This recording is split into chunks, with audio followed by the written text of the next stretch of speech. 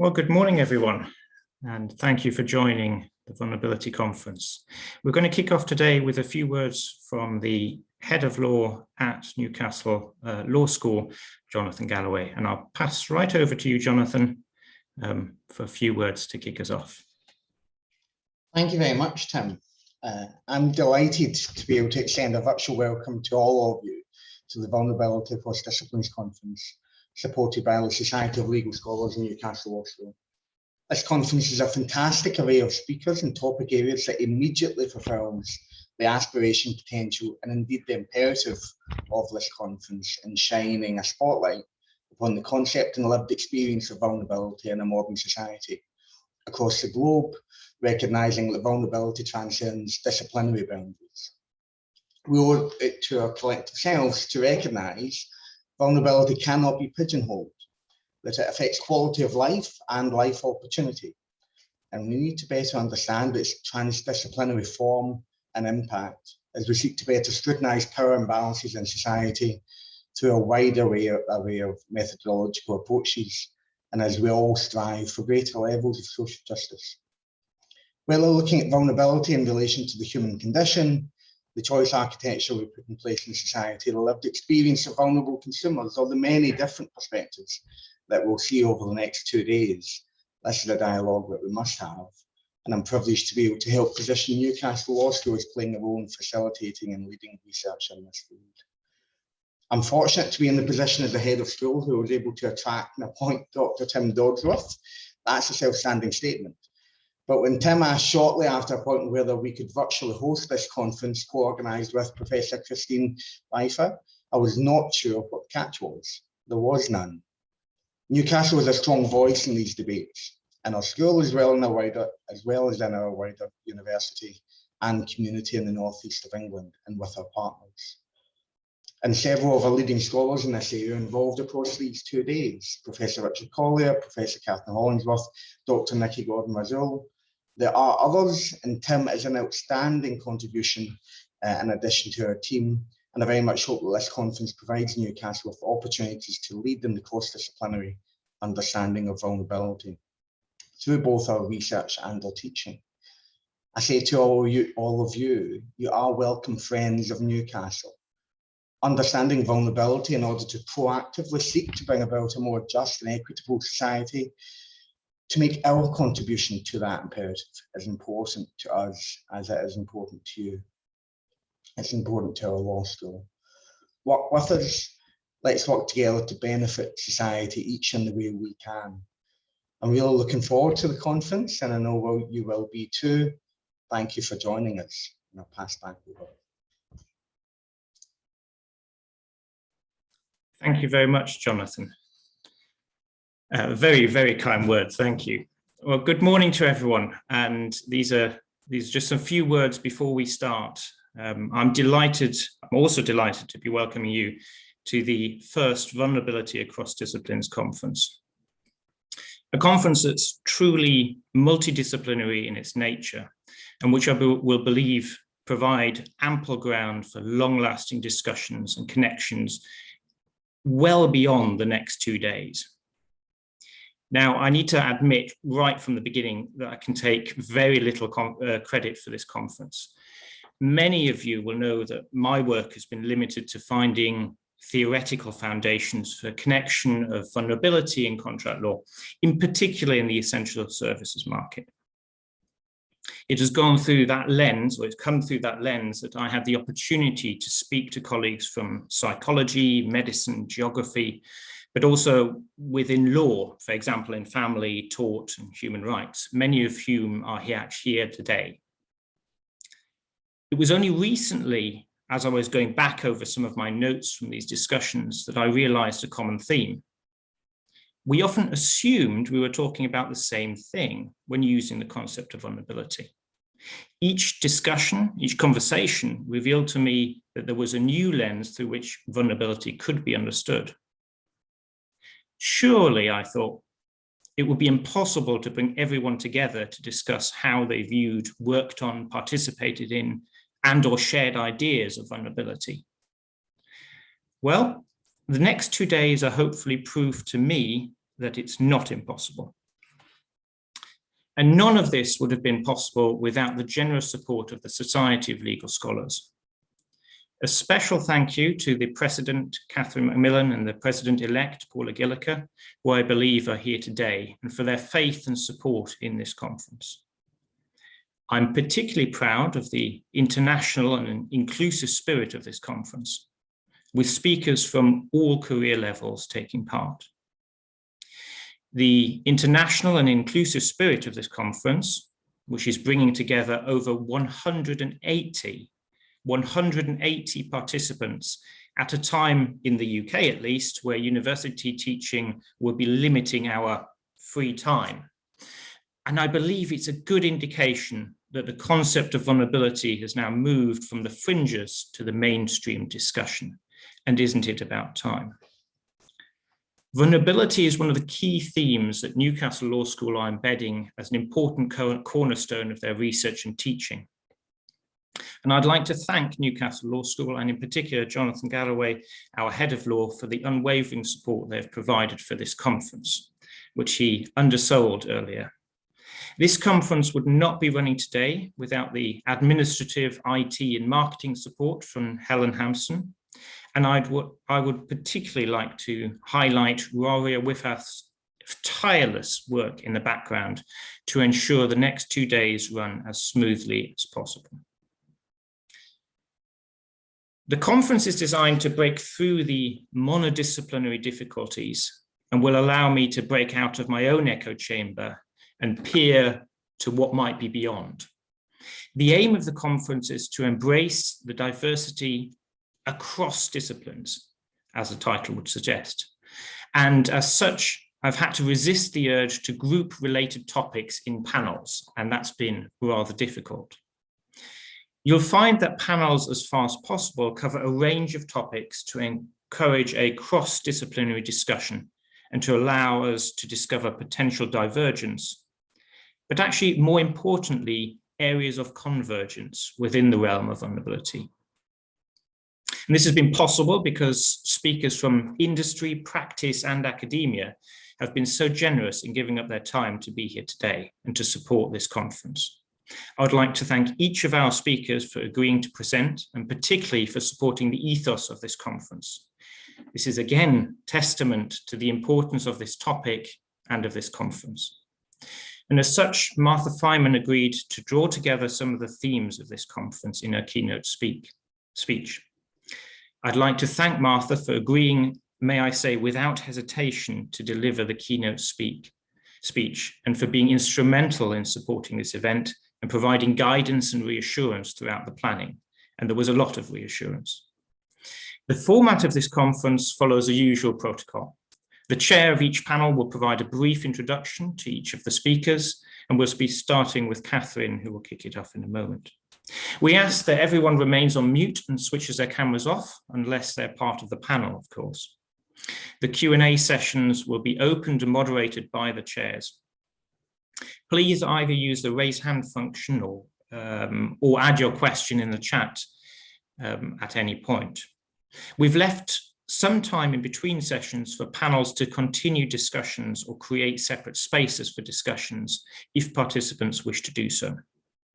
And we've left this space intentionally open to allow room for new ideas to grow and for us to exchange our ideas. But with such a lineup of speakers, as we see from our schedule, I think I've taken up more than enough of everyone's time. And I'll be passing over to Professor Christine Riefer, who I'd also like to thank for her immediate support for the idea of the conference and continued mentorship and guidance. Before I pass over, I've been briefly asked to remind everyone that the Twitter hashtag for this conference is VulnerabilityConf 2021. Christine, the floor is yours. Thank you, Tim. Good morning, all. And I would like to thank, like my co-speakers so far, the SLS, the law school at Newcastle University, and especially Tim Dodsworth. I know he's very modest, but this is all he's doing and he should take all of the credit. And I would like to thank the SLS, the law school at Newcastle and Tim, not only for putting together a very impressive conference and panels of speakers, but also for giving me the honor to address you with a few thoughts to kick us off. When I started my exploration of vulnerability, which was mostly through the prism of economics, when I wrote the book with Paolo Siciliani and Harriet Gamper on consumer theories of harm, I did not imagine that the topic was in fact so acute and would become so important. It is on one hand wonderful to see you all here today with a keen interest in this topic. It is also something that I regret deeply because it signals that vulnerability is far from being solved and remains a very pressing issue today. Before I go to explain what I hope to find in the next 2 days of conference, I also need to give a nod to Séverine Saintier, who co-edited with me Vulnerable Consumers and the Law, Consumer Protection and Access to Justice, which was published by Routledge, and the long list of great writers we had on board for this project, including Tim. I'm delighted to see a number of them present on the program today and tomorrow. So I'm sure you'll be able to read what they thought, and they might be able to go a bit further in the conference and present some other angle of their research. I'm also very keen to hear a number of speakers that were real inspirations for my work on vulnerability. Professor Martha Feynman, obviously, is a prime candidate with a theory of vulnerability, but also Martin Kobeck for his work, first at this FCA on consumer vulnerability, and now for the work that he does on the ground with Fair by Design. And also on the academic side, many names, but I like to headline Peter Cartwright, who I think had written a very excellent paper in financial services area that has been very helpful. I'm also looking forward to hearing a number of people that I have not had a chance to meet, and unfortunately we still can't in person, but very soon I hope. I have seen some titles that are really interesting, and I really look forward to explore those new ideas and the vast knowledge that they bring to this conference. So what can we expect from these 2 days of conference and the multiple facets of vulnerability that will be presented?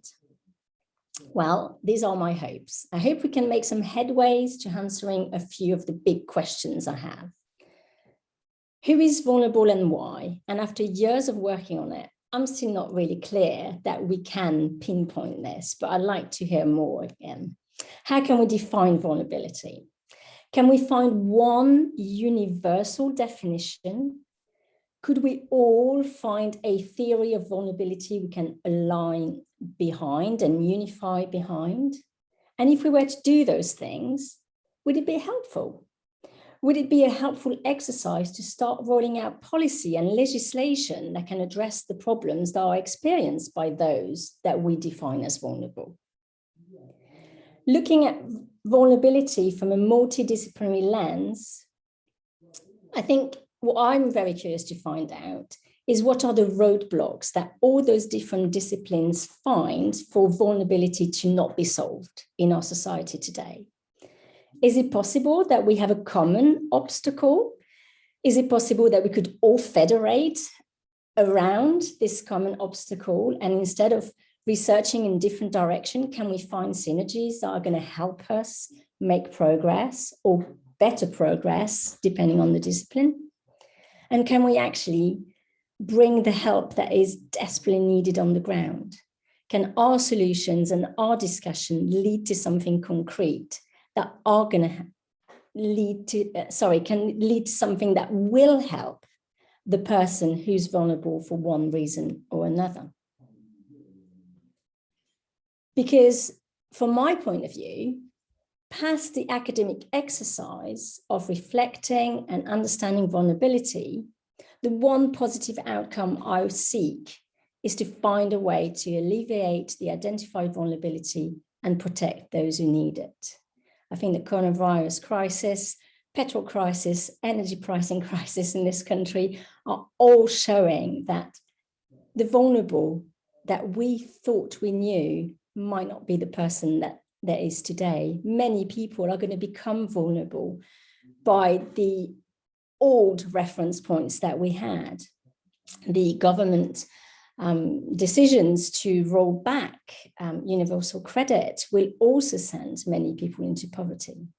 But beyond that, some individuals that perhaps didn't feel affected by vulnerability might start to feel that they are. I certainly felt, even as a law professor in consumer law, that I was very vulnerable during the coronavirus crisis when I was looking for loo rolls. I bought them online and they were expensive. So there are many facets of vulnerability we already know about, many facets we need to explore today, and many that will also come to the fore in the future. And I hope that those discussions today can indeed continue and lead to positive solutions. And to start our journey towards better understanding and protection of vulnerability, and I would like to hand over to the chair of our first panel and welcome you all and wish you to enjoy the conference for the next 2 days. So Professor Hollingworth, the floor is yours now. Thank you very much, Christine, and thank you also to Tim and to Jonathan. And I'd also like to just extend my welcome to everybody here and to Newcastle Law School virtually. As Christine said, I'm Professor Catherine Hollingsworth and I'm going to be chairing this first session. In particular, I would like to welcome our 4 speakers. I will give their brief bios now at the outset. I think all our speakers are now here with us, and then we'll pass over and hear from them. There are 3 papers, but 4 speakers. So our first speaker today will be Martin Kobeck. And as Christine said, he's the director of Fair by Design, which exists to end the poverty premium, so the extra costs that poorer people face in relation to essential services. And over his career, Martin has held a number of roles, including at the Financial Conduct Authority and the Big Lottery Fund, where he's sought to place low-income and vulnerable people at the heart of policy making. And amongst other positions that Martin currently holds, he's a Financial Inclusion Commissioner and a member of the Financial Consumer Agency of Canada's Consumer Protection Advisory Committee. Our second speaker today is Professor Lilly Chuliaraki, who is Professor of Media and Communications at the London School of Economics and Political Science. Lilly has published extensively on human suffering and vulnerability as a problem of communication, and she's the author of a number of books, including The Ironic Spectator, which when I was having a look today, I saw that she received the Outstanding Book of the Year award of the International Communication Association for that book. Our third and fourth speakers who are presenting together are Professor Ilaria Caggiano, who is a full professor at the Suor Solo Benincasa University of Naples, and I must apologise for my poor Italian pronunciation. And Ilaria holds the chairs of private law and new technology law. She's the vice editor in chief of the European Journal of Privacy Law and Technologies, and she's published widely in the area of biotechnology, new technologies, and data protection. So as I said, presenting alongside Ilaria is Professor Lucilla Gatt, a full professor in civil law, family and new technology law. And she's also at the Suor Solo Benincasa University of Naples. Lucilla holds the Jean Monnet Chair Protec, European Protection Law of Individuals in Relation to New Technologies. And she's the director of the Research Centre of European Private Law and the director of the Neapolitan section of the Academy of European Private Lawyers. So I extend a great welcome to our 4 speakers who are kicking off this fantastic conference. I invite everybody to read their full biographies, which will be on the web pages for the conference. I've given a slightly shortened version here. Each of the 3 papers will be 15 minutes long, and then we'll have about 15 minutes at the end then for questions. To our speakers, I should say I'll give you a 5-minute and a 1-minute warning in the chat function. If people who are attending have questions during the papers, please do post them on the chat. I will keep an eye on that, and either I can ask them at the end or I can invite you to unmute yourself and to ask the speakers yourself. So first we will pass over then to Martin Kobeck. Hello everybody. An absolute pleasure to be here. I'm afraid I'm not a full professor, but I'm amongst lots of you. I'm going to learn lots from lots of very clever people, I'm absolutely sure. So, as was mentioned, I now lead Fair by Design, and I do have a presentation. So I'm just going to try to do that awkward thing of sharing and testing. Could the host enable screen sharing, please?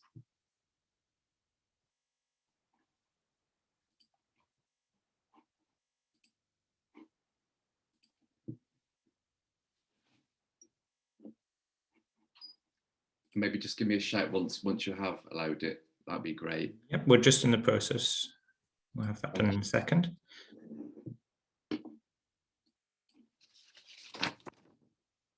I'll just say a few words a bit more. I'm absolutely thrilled because there's so many different disciplines here. And I'm a bit of a consumer geek. I've spent all my life either consumer education or working at the interface of regulatory policy, social policy for consumers, but very much around disadvantaged and excluded. And that's going to be the focus of my presentation today. Okay. Shall I just start off and somebody give me a nudge when the presentation's allowed? I think you are now. I can see a little alert. Yeah, I think you're on, Martin. I think you can share now. Do I get an extra minute back from the chair? We might even gift you 2. I'm only kidding. We actually have plenty of time because we started a little bit early, so take your time, Martin. No, I'm only kidding, really. Now, I've tried to put it on presentation mode. Does that work? Yes, it does. Yeah. Yes. Thumbs up from our Professor Christine. Thank you. Now, we were asked to talk about the definition that sort of guided us. I said I was a bit of a geek, so I've been working in consumer vulnerability for a long time, and actually created the Financial Conduct Authority's approach to vulnerability, probably about 7 years ago now. The quote there very much is a definition that reflects something that could be usable by regulators and understood by firms in a market. So it's very much, you could say, putting the onus on firms to act well.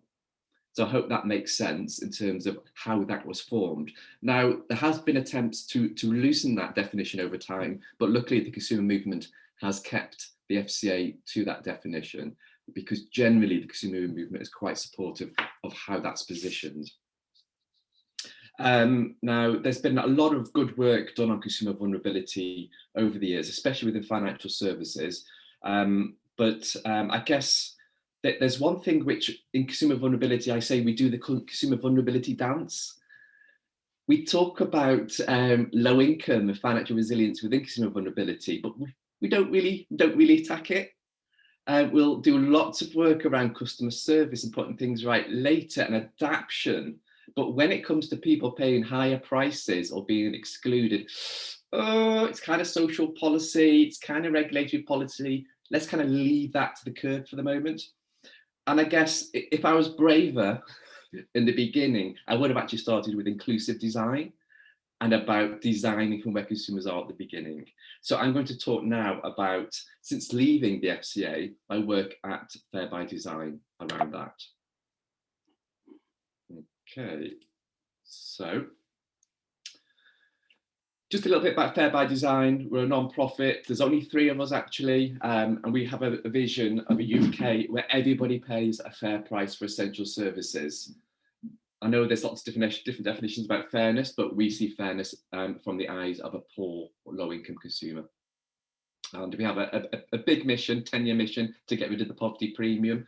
We're already 3 years into that, so we've started. And then we work across 3 main markets: energy, credit, and insurance, because those are the biggest parts of the poverty premium.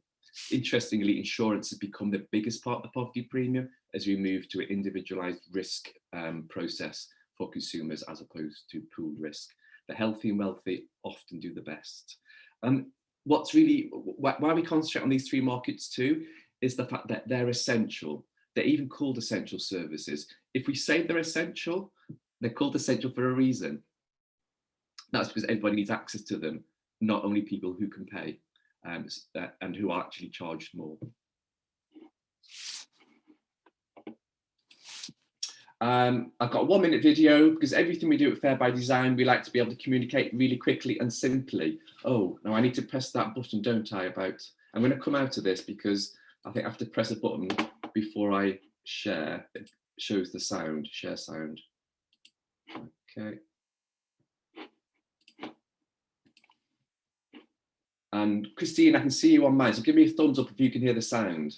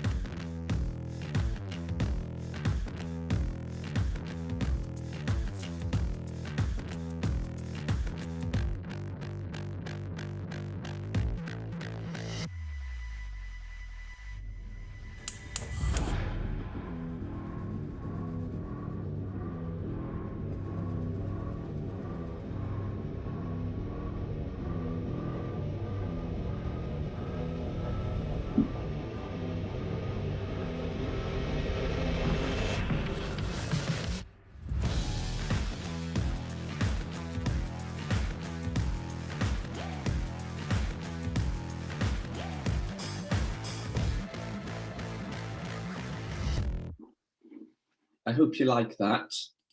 I like the funky music, and I like the way it raises eyebrows when we show it to people in government and in regulators.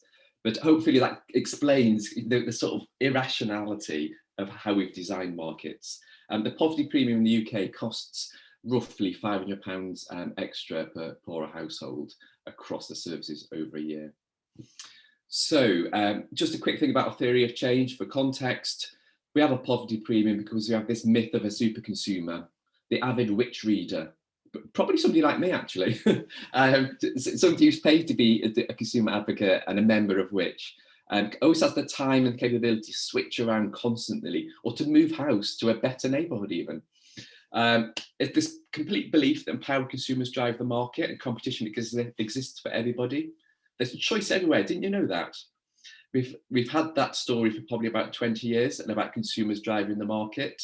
I think it's a very certain proportion. And a real disconnect between policymakers and regulators with people's lived experience of poverty. Hands up here. I mean, I go to these panels and I'm always asked to talk and represent consumers. I grew up in a Welsh village in North Wales, Steelworks village, in a working class environment. Now I order on Ocado and I have sun-dried tomatoes and capers. There's only so far you can get with me. And it's around bringing in people with lived experience of poverty into the mix. A huge lack of ownership between social policymakers and regulators. The amount of times I go to the Treasury, say, oh, prove market failure, go to the Financial Conduct Authority. Oh, go to the Competition and Markets Authority. Oh, have you tried the Equality Human Rights Commission? Why didn't you go back to the Treasury? Have you tried Ofgem? Round and round you go.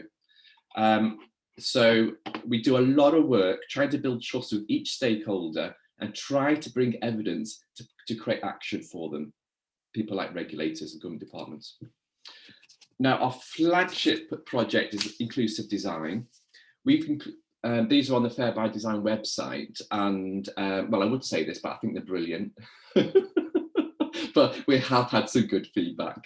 And even the Financial Conduct Authority signpost firms to the blue on there, which is around inclusive design for organisations that design essential services such as energy, credit and insurance. How would you bring in the lived experience of people not like you?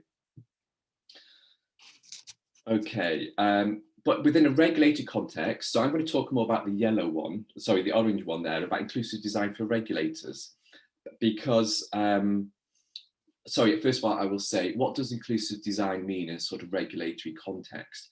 I would say it means designing out three things.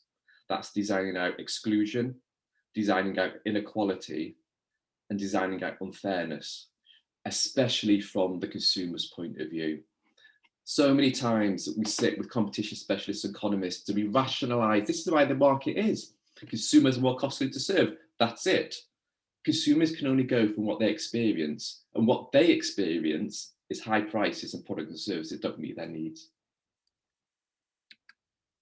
Super pleased with inclusive design being a hot topic right now with regulators. Loving it. And there's just 3 quotes from 3 of our main regulators at the moment. but there comes a point where regulators can keep saying to the firms they regulate, design inclusively, but we have to realise that firms are profit-making organisations, and they will stop at the point where it hits their bottom line. And you cannot expect firms to voluntarily cross-subsidise.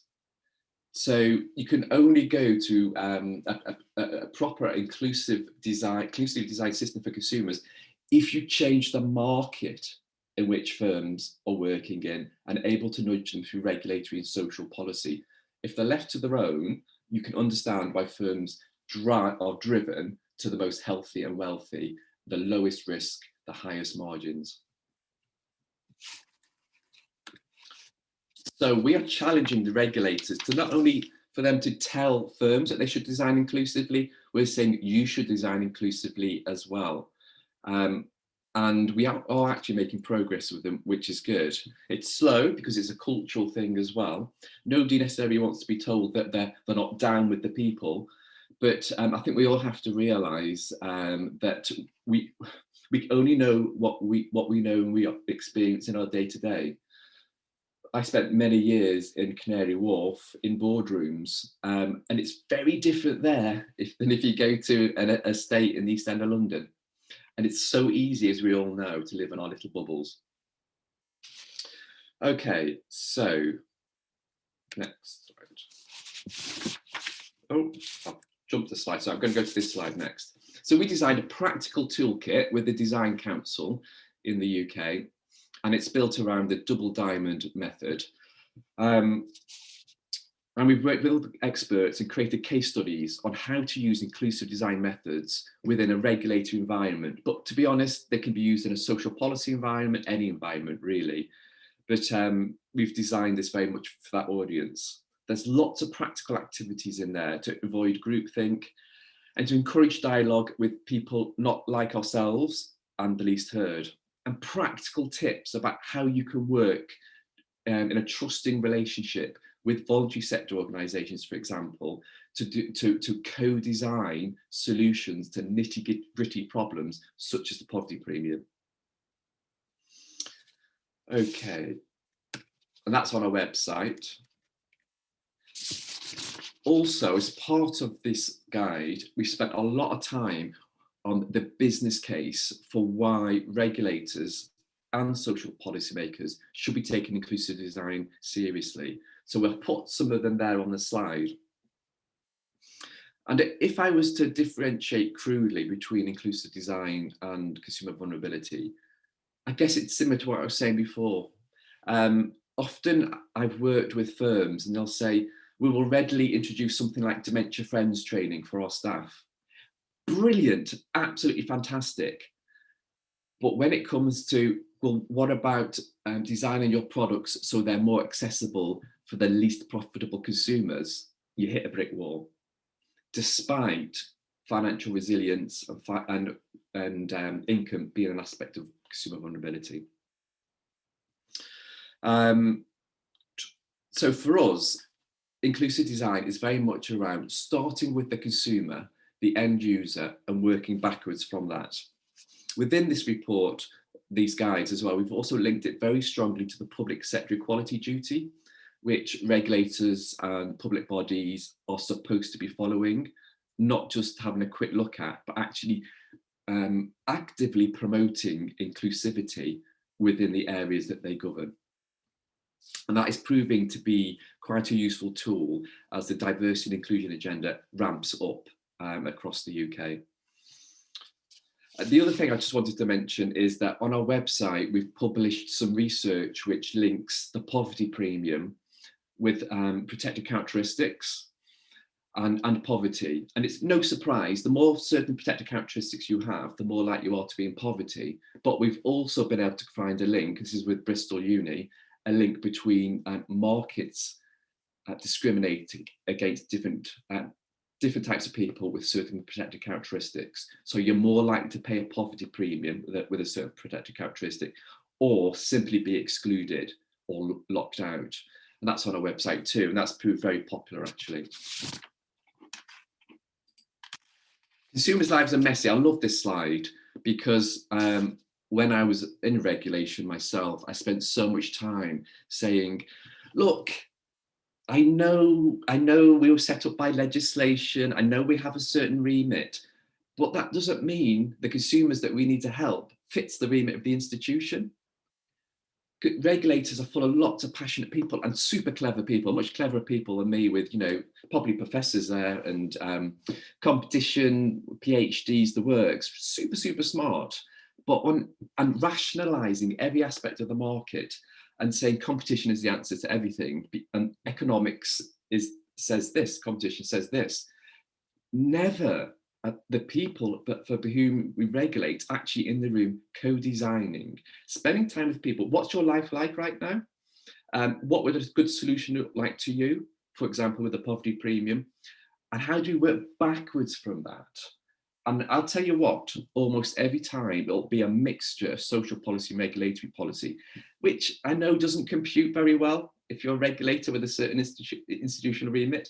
But if you want the best solutions, that needs to force regulators and social policy makers to work together to get to those.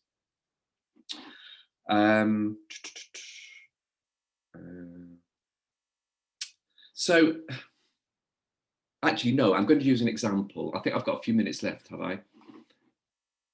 1 minute, okay. 2 minutes. Okay, I'm going to do it in 1 minute and then I've got a 2-minute video at the end. So one example is I spent some time mixing some regulators to discuss access to cash with people in poverty. And what is super interesting is regulators will often think things like, you know, poor people can go to the post office to access their cash, so that's okay. And then you talk to somebody in poverty saying, I've got 3 kids, a part-time job, and the post office is open for 3 hours a day and it's queued around the corner. Would you like to do that? And the same as that, well, it's okay if you close that free ATM, you can walk a bit extra. And then somebody saying, I live in a rough neighborhood. If I've got to go that far, I've got to take my husband with me. Those types of things are really powerful. Now, I'm running out of time, so I'm going to leave the last word to Paulette, who is a person living in poverty, and she's telling her story about how poverty premium feels to her, and how bizarre it is, because we believe in placing lived experience at the heart of what we do. Go on, Paulette. So 2 years ago, I was working as a support worker at the time, loving my job. And then I got the devastating news that I had thyroid cancer, which meant I had to stop working. And my whole world changed. Just before I was diagnosed, I looked at my electricity and said I needed to change it. I had a pay-as-you-go meter, and it was really hard. You know, I was putting in just my electricity alone, sometimes £40 a week, £40 a week on my gas. Because I was paying out more for these things, it meant that other things I just couldn't afford to buy outright. For example, my washing machine broke down and I couldn't afford to pay for it all in one go. So I took it from a catalogue and paid it monthly. And then I found out that had I bought it outright, I would have paid almost half the price for it. And had I not been on a prepayment meter, I wouldn't have to do that. My friend, who both her and her partner work, so we speak regularly, and she told me how much she pays for her gas and electricity. And when I told her how much I paid for mine, she was really shocked that pay-as-you-go was costing me so much. I feel it's very unfair that they're charging different amounts, because for me, I believe that we're all using the same electricity and we're all using the same gas. Why should one person pay more just because, you know, they have to pay for their electricity or their gas in advance? In fact, for paying for it in advance, you'd think that they should pay less. I had to wait a long time paying as a pay-as-you-go customer until eventually, you know, they trusted me enough to finally give me a credit meter where I pay by direct debits and the bills are cheaper. But during the time when I was paying on a prepayment meter, it was colossal. I think companies are doing a lot more than they used to, but nowhere near enough as they can do. They need to do a lot more.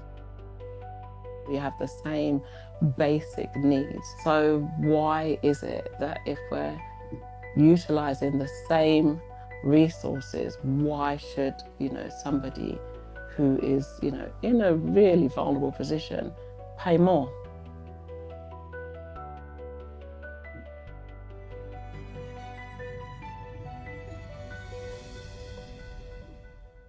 Thanks, Chair. That's me done. Thank you so much, Martin. That was incredibly interesting and very powerful. I thought those videos were fantastic. Thank you. We will move straight on over now to Professor Lilly Chuliaraki. I'm sorry if I've messed up your name there, Lilly. So if you'd like to, I've already introduced you, if you'd like to take to the floor, so to speak. Good morning, everyone, and thank you so much for inviting me to this conference. It's the first ever vulnerability conference that I participate in, and I'm very excited to hear the insights from different disciplines and different types of experiences and activities that we're going to be sharing here today. So mine comes from a very different place to Martin's, but in fact the resonances are there, and I hope that everyone can see them and reflect on them. My own research interest lies broadly in the ways in which human vulnerability, discourse, the use of language, and power come together to form political communities. And I'm particularly interested in the link between vulnerability and victimhood as they come together to form what Professor Alison Cole calls cultures of victimhood in contemporary Western societies. So let me start by defining those key terms of vulnerability and victimhood. So I understand vulnerability very much similarly to Martha Feynman as an existential term. What Martin actually earlier called the lived experience of people. One that refers, in other words, to the embodied, but always already socially embedded condition of openness to violence that we experience. An openness to violence depending on biological health, class, gender, race, sexuality. And I understand victimhood, on the other hand, not in existential, but in linguistic terms, as a speech act. So victimhood is a discursive claim to vulnerability. I am traumatized, I am hurt. A use of language, a claim that offers benefits to those who manage to claim it successfully. So these are the kind of two key terms that I am using. Now, as a linguistic act, as a speech act, victimhood enters into relationship of what Stuart Hall calls articulation. In words exactly as I said it, I am traumatized or I am hurt. The existential condition of vulnerability is drawn into language, and so the speaker articulates themselves as a victim. But this distinction between the existential and the linguistic is there really to remind us that these kinds of claims, I am traumatized or I am hurt, tell us less about the existential status of the claimant as a vulnerable self, and more about how successful that self is in claiming themselves as victims. It is less about the lived experience and more about how successful they are to claim themselves in language as victims. In Stuart Hall's terms again, the victim emerges not through some necessary relationship between the self and the existential condition, their openness, for instance, to sexual or racial abuse, or to an illness, indeed, to an illness, but through the critical and tactical use of language of suffering that successfully construes the self as a victim at the moment that they claim it. So in cultures of victimhood, I argue, such speech acts can thus be used by anybody, really, independently of their relative openness to violence, independently, that is, of their embodied states of vulnerability, with a view to accruing benefits. And these benefits can be of different types. They can be economic, There can be social recognition, for instance, different forms of privilege, or they can be political recognition, for instance, election victories. And speaking specifically of political communication, my colleague Omar Al-Ghazi notes that tropes of victimization have become a common discursive feature across political systems. And today, in particular, I focus precisely on the ways in which right-wing populism and populist discourse manages this dynamic of vulnerability and victimhood in order to establish a political community in the context of the COVID-19 pandemic. And I'm going to speak about the language they used and the communication strategies they used in the first wave last year, so March to June 2020.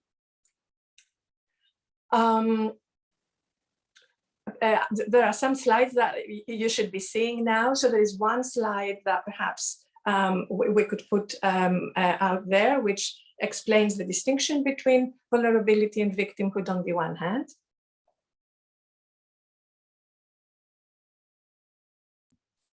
Sorry, Lily, we don't have the slides. I forwarded them to you an email a couple of days ago, and we had an exchange about it. Shall I forward them now? If you could, that would be great. Okay, yeah, sure. Sorry, just give me a couple of minutes, and we can I can do that straight away. Thank you. It's a good point to stop, because this is really the kind of theoretical ground that I wanted to set out, which I hope is clear to everybody. And so hopefully now, as I'm getting into populism, things are going to be to become a bit clearer. Just 1 second.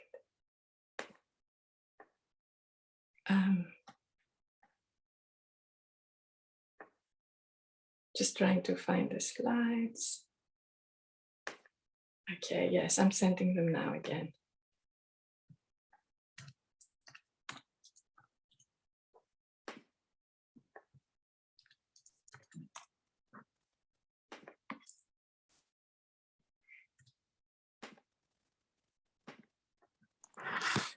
Well, I have sent them, sorry.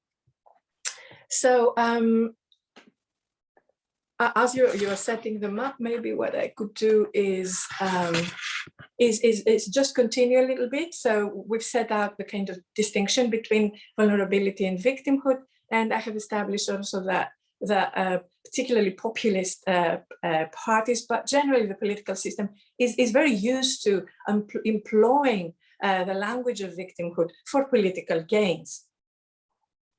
And I wanted to focus on the pandemic, because the pandemic poses, that's my argument anyway, poses a paradox that is internal to populist communication, what we may call indeed the paradox of victimhood.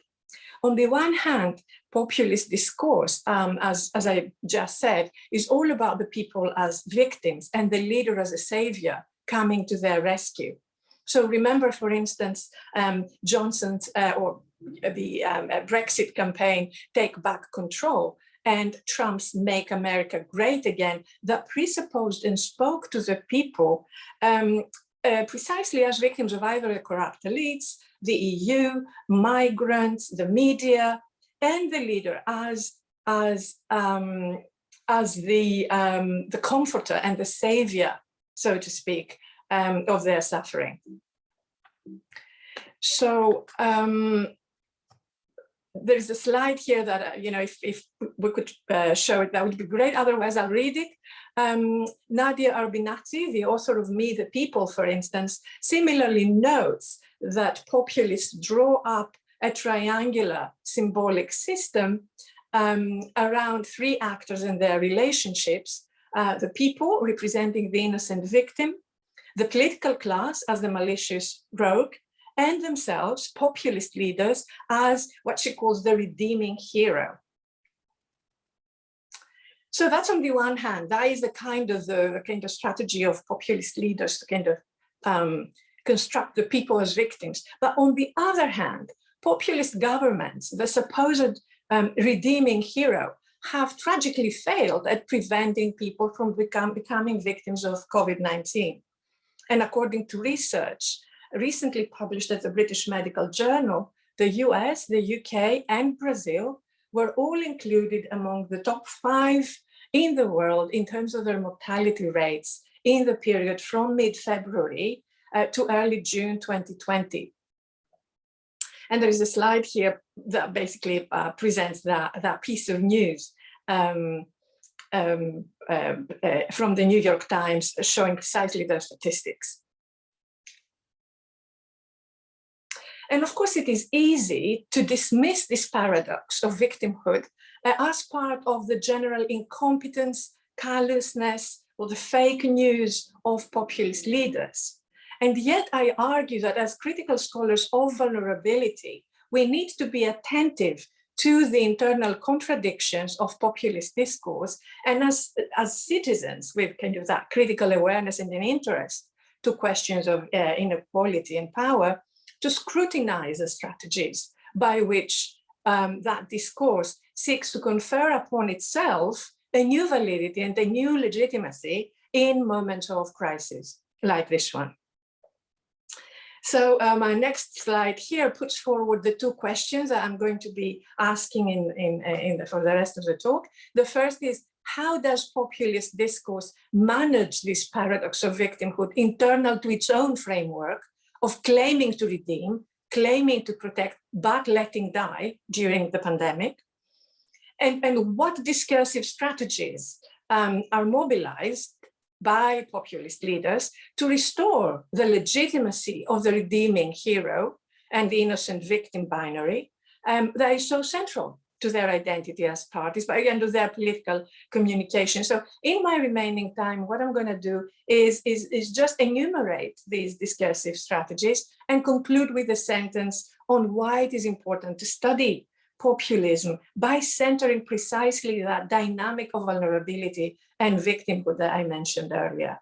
Illiberal populism plays precisely on the need of people to be protected, on the most vulnerable people to feel protected by the state, by their government, by their nation. And they use this in very particular ways to establish political dominance without actually helping the poor or helping the vulnerable. So the strategies I want to talk about, and I think here the slides would have been really helpful, are denial, refusing or downplaying the severity of the pandemic, normalization, illness and death as necessary evils, deemotionalization, which is the absence of emotion and the numerification of the dead, making the dead a number only, unification, uniting the political community around gratitude for benefactors or hate for external victims, and reverse victimization, reconfiguring the people as victim and the leader as hero pair to say that the people and the vulnerable groups are actually the ones that we must victimize, we must blame for the pandemic. So I'm going to go through those. The first strategy, denial, is about, as I said, trivializing the pandemic, comparing COVID with flu, downplaying contagion risks and mortality rates, or persisting with pre-COVID etiquette as if nothing happened. And here I would have a couple of slides again from The Guardian, the New York Times, the Washington Post, just, you know, the press showing either Trump or Boris or Bolsonaro taking selfies. I think Boris at some point said, "I shook hands with everybody." It's all of this. And later, of course, that same strategy became more about using the language of oppression, of you know, we need to be liberated from the constraints of the pandemic, and a language of opposing restrictions on the grounds of individual rights. The second strategy, normalization, involves, first of all, the rhetoric of herd immunity, or as Boris Johnson put it in March 2020, as you can't stop it, you'd better manage it. A rhetoric that construes people as expendable and views the human costs of the pandemic as a necessary evil. Maybe you remember Johnson's talk when he said to, to the public that many more families are going to lose loved ones. Sorry. The third strategy is de-emotionalization, and it is characterized by an absence of empathetic language and often the presence of a cynical acknowledgement of the deaths, again as simply inevitable. For instance, Bolsonaro responded to questions on Brazil's rising death toll by saying, "What do you expect me to do?" Johnson was at the same time labeled as heartless by refusing, dismissing an invitation to meet with bereaved families of COVID victims. But also the emotionalization is about reporting the dead only as numbers in daily briefings, a numerification, if you like, of the victims. And it is in this context of this failure to empathize that the New York Times front page, if you remember, in April 2020, published 1,000 names and short descriptions of the deceased in order precisely to perform the act of collective grieving and acknowledge COVID deaths as a national loss. The fourth discursive strategy of populism is unification, and it worked in tandem with the previous two so as to reorient public language away from victims and death and towards good doers or the evil perpetrators of the pandemic. Campaigns such as Clap for Our Carers, for instance, were not exclusively launched by populist governments as such, but they did political work to turn essential workers into heroes and to construe the political community as a united people connected through their gratitude to those heroes. At the same time, by calling the virus the China virus, as Trump and Bolsonaro did, and by blaming migrants, populist discourse turned other nation states into the enemy against whom the political community is established as unified and uniform. And my final strategy that is linked to unification, actually, is the strategy of reverse victimization. And this refers to the weaponization of the language of personal responsibility in order to vilify those it cannot protect as themselves guilty of their illness and potentially the illness of others. In so doing, this strategy pits an undefined category of irresponsible individuals against the community, turning the very subject of protection for populism, the people as victims, into their own perpetrator. And here I would show you the NHS post-lockdown campaign. If you remember last summer, stay alert, control the virus, save lives, which is the epitome of personal responsibility. But also other headlines like Boris Johnson blames failures inside care homes for coronavirus deaths, or in the United States, the Republican blaming people of color who needed to stop alcohol and drugs abuse in order to fight COVID-19.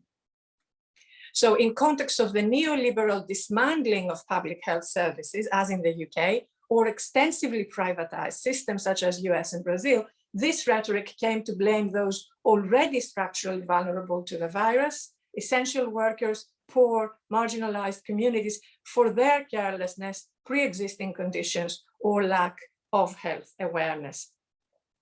I have one final sentence just to conclude, if you allow me. The 5 strategies of victimhood that I presented today highlight how populist discourse participates in the power relations of political community. And I said it does so in a dual move. On the one hand, it denies and de-emotionalizes the suffering of all, and it vilifies those who are most vulnerable to structural and biological violence. And on the other, it unifies the political community around a reconfigured set of villains and heroes in ways that render a new semantic binary of victimhood possible. You are to blame, not me. And I'll leave it to that. Thank you very much. Thank you so much, Lily, and thank you for managing there without your slides. Apologies for that. I was busy writing some questions down there, so I will pass straight over to Ilaria and Lucilla now. And just a reminder, some people are posting questions and comments in the chat, so please do welcome you to continue to do that during our next presentations. So I understand that Ilaria and Lucilla are going to split their presentation between them. So I'll pass to them now. Good morning to everybody. I'm very pleased to be here and thank Tim Dodsworth and Catherine Hellingworth for the invitation. I would like immediately go to my part of the presentation because time is very short. Ilaria and we have decided to split our presentation in two parts, general and special parts. I would like to begin, if it is possible. I could share my presentation, or better say our presentation. Could I do? Okay. So. I think you should be able to, yeah. Thanks. Yes. Could you see everything? Could you see the presentation? Yes, we can. Yes, of course. Fantastic. So the title is Vulnerability of Human Beings in Relation to New Technology, because, let me show our short summary. Our presentation is divided in three parts, conceptual three parts, and I would like to begin with my general part about some general concept. In particular, I would like to speak about the concept of vulnerability that we would like to offer you for the discussion. Because in our research team, we assume that vulnerability is a relational concept, multidimensional, related condition, and not any longer status linked to old age, minor age, female sex, or disabilities conditions. We believe that under the actual legal framework, vulnerability can be deemed to have acquired larger sense. It includes all living subjects, from human beings to animals or plants, but now this is not under consideration in this present paper, when they operate in the context where other actors are more powerful for various reasons, social, economic, or cultural conditions, physical strength, possessions of weapons, technological divide. This means an unbalanced inserting position which determines that someone is vulnerable in relation to someone else. This condition in turn means that someone is unable to profit from someone else, or more dramatically cause him or her pain or death. Please let me go on. So having shared this concept of vulnerability in a relative sense, we focused on the relationship between human beings and technological development. We believe that in the technological environment, human beings are vulnerable in the large sense above indicated. In the technological environment, it is possible to abuse of a subject in a position of greater power force to the detriment of another subject. And we believe that this is unfair and unlawful. And the subject who is in a position of weakness must be protected from possible abuse of power force by the other subject. So we focus on the need for protective legislation. And more precisely, we think that vulnerability is a weakness, and weakness is a value. And value must be protected by legislators. So we have created this project, acronym PROTEC, European protection legislation of individuals in relation of new technologies. And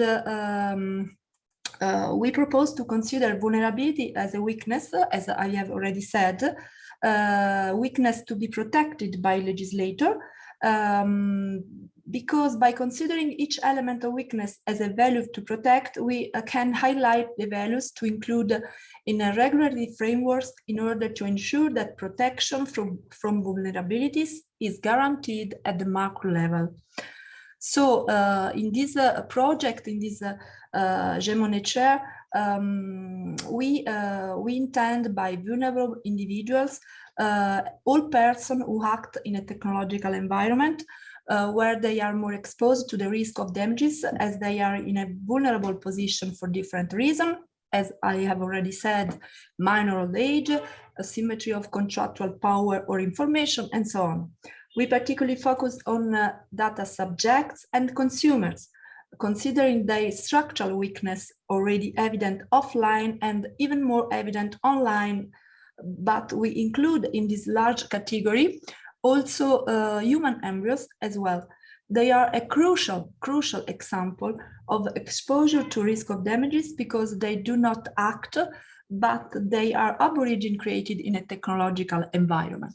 And for ending, we at the moment, we ask to everybody if we have another vulnerable category students, for example, because finally, also to enhance students' awareness of vulnerability as a value to be protected, we consider also their own condition as vulnerable subject in relation to the teaching staff, particularly with particular regard to the this period of pandemic and the massive spread of online teaching. And we propose to create and to think about the creation of a new integrated online and offline educational model with a high level of accessibility and usability in a global scenario. Thank you so much indeed for your attention. And please, Ilaria, you can start with your special part. Okay, Lucilla, if you want, I can share the screen, yes, so you can interrupt your sharing and I can then go with mine. Yes, immediately. I have to, yes, I have to close my presentation. Just a moment, because I don't know why, because, okay. Okay, I think that it's just a little problem because you can stop me and it, or I have, no. I can't, but I can't, okay. In case I can okay, go. Okay, thank you. Please, probably my presentation is over. Oh, yeah. Okay. And I don't know if now you can see mine. Yes, thank you. Yes, we can see yours. Okay. So thank you so much, and sorry for this short interruption. So in this second part of our presentation, I'm going to present a specific research project that we have developed under within the Protect project. Lucilla and I are a professor of private law, so I'm going to present a project, qualitative research focused on legal issues and especially on a piece of legislation which is the GDPR, so the General Data Protection Regulations. This project, this piece of research is about minors and the GDPR. Why this choice? Because it was interesting for us to study how children, which are supposed to be vulnerable subjects in a traditional sense, how those subjects can operate in a technological environment, considering that, as Lucilla said, this is the second meaning of vulnerability that so far we have identified. So a relational vulnerability that depends on the environment where a subject or an individual operates. And so in this case, we have tried to analyze the law and then see how law regulates these situations. I understand that time is short, so I'm trying to go forward. The GDPR, why we decided to investigate on minors? Because the GDPR regulates expressly only minors as a traditional, as a class, as a category of vulnerable individuals. Whereas, sorry for, there's a mistake, a typo, 38, the GDPR says that minors need to be protected because they are expected to be less aware of the risks, consequences, and safeguards. And so they are at risk regarding the development of their personalities. And obviously this means that those risks are more focused on the online environment. There are 3 provisions in the GDPR related relating to minors, to children. Article 12, which is about the transparency of privacy policy, the right to be forgotten, which must be ensured when it is referred to minors, and the most commented one, Article 8, on condition applicable to child consent in relation to information society services. In this provision, in this rule, we see how the legislator actually includes the two notions of vulnerability. The ones refer the traditional ones, so the subjective one related to minors, and the other one, the relational one. So when minors operate in the digital environment. In this case, this rule applies only in those cases. In those cases, the regulation provides a threshold below which minors cannot give their consent to the processing of personal data, but this has to be done by their parents, by the holder of parental responsibility. There are a number of questions about a number of issues and problems on this, given that there's no explicit provision about how to verify the authorization and the identity of the holder of parental responsibility. And on this, the European Commission has promoted a project on tools for age identification, but is not operating yet. And the second one is about the information of obviously parents, but also of children older than 16 years old, and in Italy this threshold is lower, is 14 years old. So there are problems, and the problem of a clear and transparent information is a major problem in privacy policies and in data protection, in personal data protection. With regard to children, there's obviously the possibility of developing, for the transparency of information, legal design solutions, as the one I'm showing in this slide. In our research center, we are developing some legal design solution. This one was made by another Italian institution, which uses comics for giving information to children. But the main problem are still at stake, and the main one is that of profiling. Since, as I said, one of the main risks for minors in the digital environment is the filter bubble, so the risk that they cannot develop a proper identity, I mean, in the sense that they are oriented by their previous choices.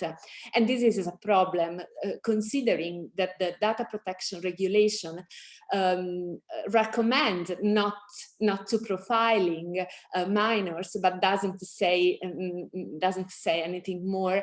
And also the working group and the soft law has explicitly said that is not forbidden profiling children. And that's the case, as I've seen by examining the privacy policies. Profiling is widespread among the controllers and the social network. This is the last.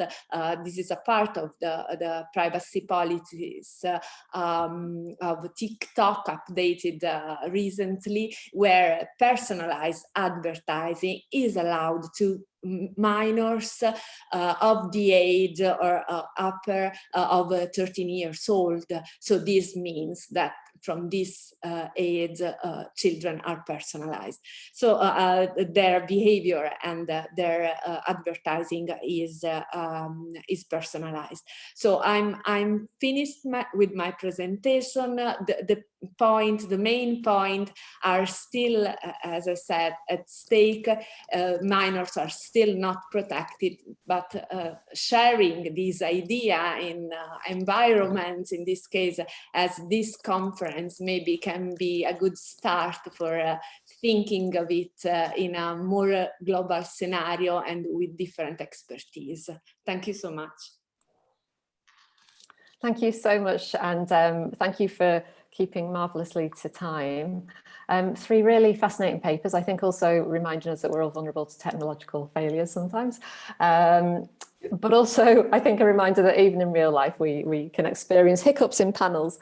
I would like to ask everybody if you have any questions. We have some in the chat, which I've made a note of, and we can kick off with those. But if people have questions either in the chat, or you can use the reactions button at the bottom to raise your virtual hand, and I'll try and keep an eye by scrolling through the gallery view of participants. But to kick off, we did have some questions from G. Bramley. I don't know whether G. Bramley would like to unmute and ask, or I can ask on your behalf.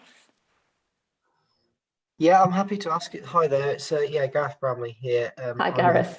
I'm a tutor at the University of Law, but I'm currently doing a PhD in education part-time, and I'm trying to grapple with vulnerability theory, and so this is a really fascinating conference. I just had a couple of questions which I've posted in the chat. I don't know if they're self-explanatory. It was one for Martin first, just saying it was fascinating to hear about what you were talking about, Martin. I just wondered if you thought central regulators will authentically address these issues, and if not, are there any other, avenues for addressing the poverty premium better? And I suppose that links to my related question to Lilly, which was obviously based on what Lilly was saying. Reading around vulnerability theory, and obviously it suggests that the state should be sent a place to try and authentically address vulnerability. Would you critique that notion in any way, that the state is value laden in a number of ways, and that might affect their ability to properly address vulnerability, however you may define that? So it's they were kind of linked questions. So sorry, I don't know if that's any more clear, but. Do you want me to answer the first bit then? I'll try. So, great question. Welcome to my life. Trying to get regulators to implement this. We are having positive conversations. We're due to have a piece of work over probably about 10 months with one regulator, hopefully bringing lived experience around affordability. But I think where we come up to is the fact that what we're trying to do is regulators stretch your abilities as much as possible, the remits that you've got, because often they keep away from that remit and say, no social policy, where they can go a bit further. But to do that, they need to prioritize the needs of people not like them, who aren't in the room and who they can't necessarily think about very much when they're doing their internal resource planning. And then they really stretch their market powers, and they will analyze issues and say, this is what we can do in the market. Now, this is what's left over for social policy. So there's absolute clarity about who owns what. Otherwise, people like me spend all our time going round and round in circles. And I had a meeting last week, and I actually got a social policy department and a regulator to agree to meet in the same room together to discuss the issue.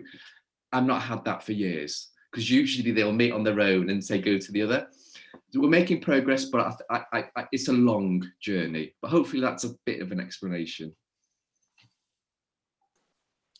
Thank you, Martin. I think there was also a question there directed to Lilly. Yes. Yeah, I'm not sure if I grasped the question in its fullness. I'm sorry if I haven't, but I'll just make a comment about vulnerability theory in general. I think it is an interdisciplinary field. There is not one discipline that studies or talks about vulnerability. And I think across the social sciences, the core challenge really is the vulnerability. On the one hand, it kind of treads a tricky ground. On the one hand, it has to speak about things that are universal and have to do with the body. They have to do with, I really like that, the concept of lived experience. It's grounded on how people live and what are the constraints around them, whether they are young children confronted with technology, as we heard, or whether they are poor people that are trying to, make ends meet under particular circumstances. Yet on the other, that lived experience is always enters into circuits of communication, whether that is design, which again, is about choosing how to label something and what to exclude, what to include, or whether it is politics, or whether it is a policy document. Language always has slippages, and it can include and exclude particular groups, particular aspects of vulnerability from it. So vulnerability theory needs to kind of attach itself to both and navigate that space between lived experience and its grasping into language and its communication. And it needs to be attentive to that. So any theory of vulnerability, I would say generically, that simply speaks about essential characteristics, fails to attend to questions of communication. On the other hand, theories that talk about vulnerability as something we simply construct in language also fail to attend to the embodied character of it. So we need to keep that duality going in our theorizing of vulnerability, and that is a challenge, I think, across the social sciences. Thank you, Lilly. Does anybody have any, I know sometimes we can kind of get a bit disjoined if we can move on to the next question. Does anybody have any follow-up comments or questions from either, perhaps Lucilla, I don't know whether you were just nodding there, whether you wanted to hop in. I might have been, if you're able to unmute. Did you want to? No, okay. No, I think that the time is over, or I make a mistake. So probably you have written to us that in another context we can answer to other question, or you're welcome to continue. We can. I think, Tim, did you say we were okay to go into the break a little bit? Yes, you're very welcome to break into the break a little bit. That's fine. Okay. Thank you so. Allora, see you next time. Thank you. No, don't go, Lucilla. Okay. We can carry on talking into the break time. We did have a comment from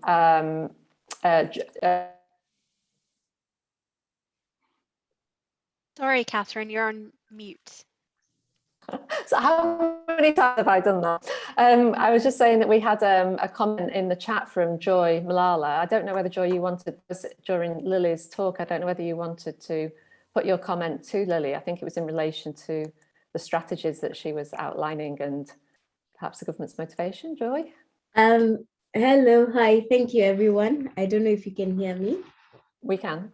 Yes, my comments were just in relation to her presentation on how ineffective science is communicated, and the period in which, I guess at the height of the pandemic, it seemed as if the public was being gaslit.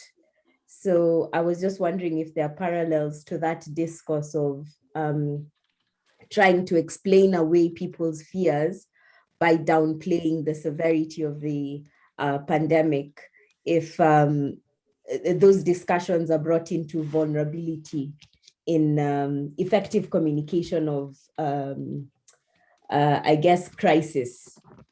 Because I try to draw the parallels to my own research, and I try to look at financial regulation and how crisis is communicated to consumers, and whether some parallels can be drawn from that. Thanks. Yes, thank you very much for this question.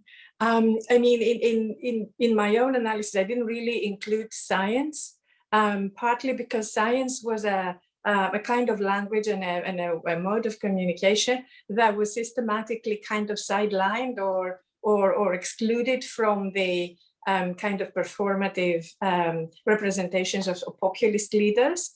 It was denied, it was marginalized, or it was selectively picked up, particularly here in the UK. I think in the US and in Brazil, it was just downright excluded, really, and undermined, quite literally. Here in the UK, I think the situation was a little bit more complex. It was a selective appropriation of science to kind of construct populist messages along the lines that I outlined, and that I think only highlights the fact that science itself cannot remain outside politics. There isn't a medical science here and political communication there. They are fields that are adjacent, and science can be, unless people are alert and explicit about where they stand in relation to questions of vulnerability and inequality, science can very easily be used and appropriated for the wrong political projects and for the wrong political reasons. Yeah, I would say that science is in itself a huge field of study in relation to vulnerability and politics. And that is, in the UK, an empirical piece of research that remains to be done. So I'd like to see if you have more to say about that. Thank you. Thank you, Lilly, and thank you, Joy, as well. We did have another question from Gareth, which I will that was put to Ilaria and to Lucilla, which Gareth has to go off and teach now. And he says, how do we best avoid the risk of othering of those distinguished as vulnerable and in need of protection? So how do we best avoid the risk of othering those who are vulnerable? Yes, Ilaria, could you try to answer to? Yeah, I would say in our idea, the problem of vulnerable the issue regarding vulnerable people is to be addressed mainly by protective regulations. And so as Lucilla said in the first part, we need to regulate. This is obviously the approach that lawyers can have to this issue. But as I tried to said in the other part of the presentation, take the case of personal data.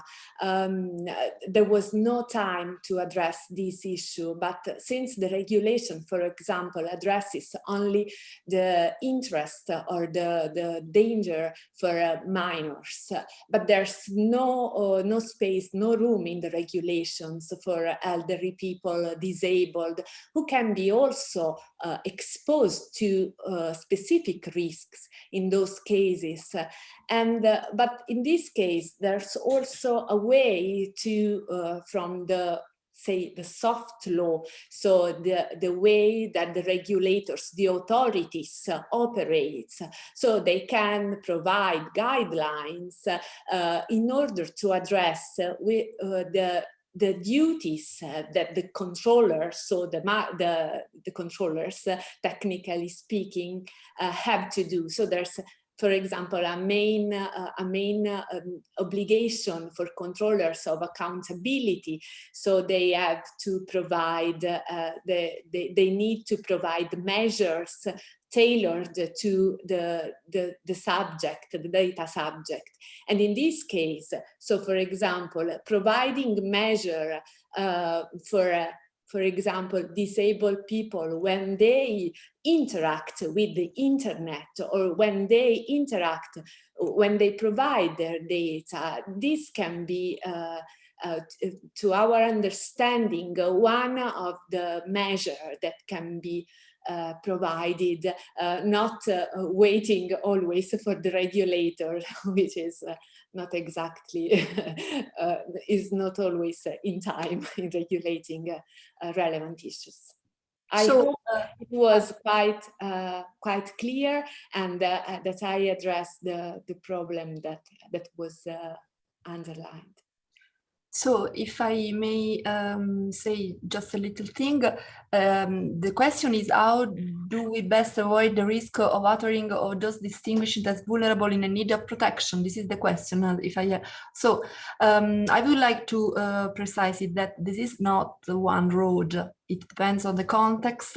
And I would like to say also that the legal design is a concrete possibility, but not the only one, because in some cases, prohibitions are necessary to protect, to protect a position of structural weakness. In any case, leaving the problem of the protection of vulnerabilities in a technological environment to a self-regulation is absolutely an inadequate solution. This is my opinion. Thank you very much. I think, Martin, did you want to respond to this question as well? I've just seen Tim pop up, so I imagine that's him No, telling us the kettle's on. I've just checked with him. I think he's fine. So, I mean, this is something I've struggled quite a bit. We talk about vulnerable people. Nobody wants to be labelled vulnerable, but I think within a policy context, if we realise that's a short term to discuss this. But I would say it's less about vulnerable populations and who is vulnerable. It's what are people vulnerable to? What is the to? So to give an example here, if you get cancer, you lose your job, get divorced, you're vulnerable to an income shock. So it's the income shock you need to design around, not the individual, and trying to classify individuals. And that's what you move into the inclusive design approach, designing for all of us in our uniqueness, lovely uniqueness. It's not just vulnerable, it's what we're vulnerable to. I think that's a simpler way to do it, well, in my opinion. Thank you very much, Martin. Excellent points. Perhaps to end on, has anybody got any further questions, either in the chat or if you'd like to raise your, I'm just scrolling through here. I think there's going to be loads of oh, there's one just come up in the chat. Charlene, did you want me to ask that, or would you like to unmute yourself and ask this question? Okay, I can. So a question from Charlene to our speakers. Do you believe that lived experience can be recognised in international human rights law through the terms of citizenship? And Charlene goes on to say, self-governance is a concept that she's been looking at to address relations of subordination between women, the state and private enterprise. Oh, I see you're happy for me to ask if any of our speakers would like to talk to that. It may be, is international human rights law within the areas that you feel comfortable addressing?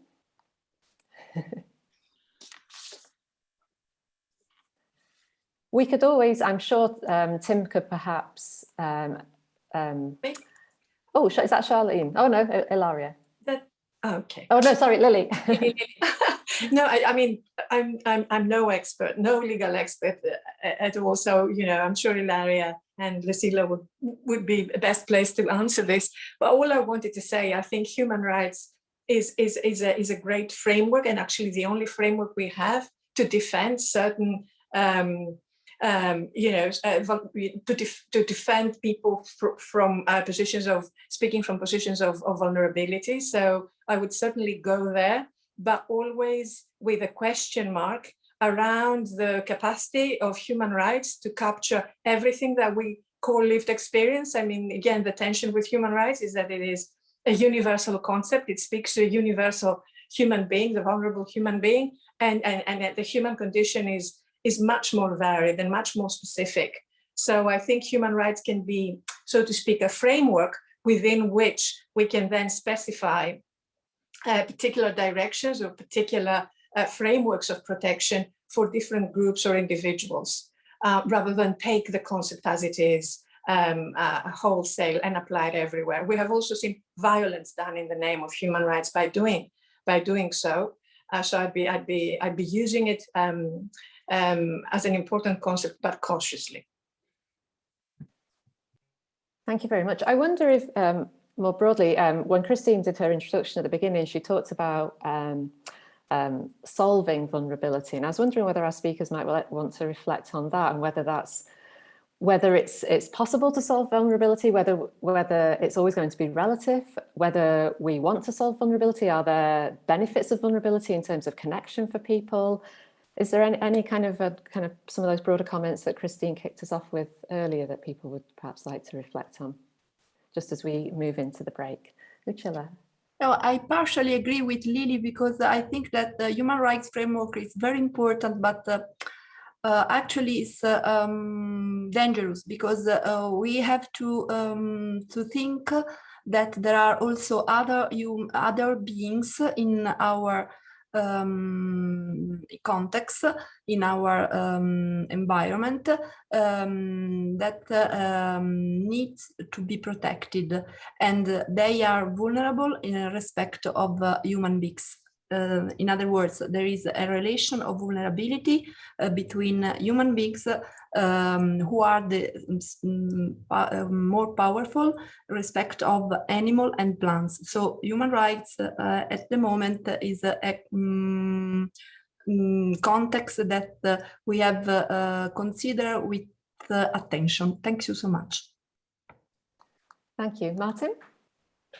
So I guess I would say this, but the reason why we move towards inclusive design is because we think vulnerability and consumer vulnerability, specifically in my area, is very much based around labeling people, categorizing. And often I believe firms are like this: just give us a checklist, and then are we within the rules? If I go through this checklist, is this person this or this? Rather than just thinking about what from scratch, what is our service like? And if it was to encompass everybody, what do we need to do? I'm trying to make some comparisons here. I hope I do this okay, in terms of the sort of social model of disability. The discussions around, is that a person with a disability, or is a person disabled because of the environment they're in hasn't adapted to their needs as humans altogether? So I would like to think that there is, I'm not saying it's the answer, but one of the answers in terms of tackling this vulnerability question is going back to basics and starting from the user, but all users, and working backwards from that. Does that make sense? It does, and thank you so much for that, Martin. I think we probably should wrap up this session now to give people the opportunity to have a comfort break and make a cup of tea. Unfortunately, we're not providing refreshments, I don't think, Tim. You got any biscuits? Not today. Jonathan hasn't given us a biscuit. Oh, no budget for biscuits. I'm sorry about that, everybody. Thank you very much, Catherine. Thank you for chairing a panel that was definitely worthy of kicking off this conference. And the slides with Lily's okay, we will upload the slides with the recording of this, should anyone want to see those. And thank you for bearing with us, of course, as we bed into the technology that we're working within. We've got a short break now, and then at 11:30 Christopher will be kicking off the next panel. And I wanted to point out there that human rights is actually on the topics, one of the topics being addressed there as well. Thank you, Catherine. Thank you to all the speakers as well. Thank you very much to all the speakers. I was remiss to not say that one. Thank We'll you. see you all later. Thank you, chairs.